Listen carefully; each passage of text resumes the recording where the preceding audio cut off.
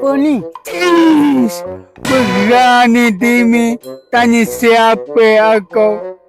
Aku ni bukan Umi. Dimi ni siapa? Awak janganlah kecoh-kecoh gini. Malu nak tengok. Macam mana saya nak bising?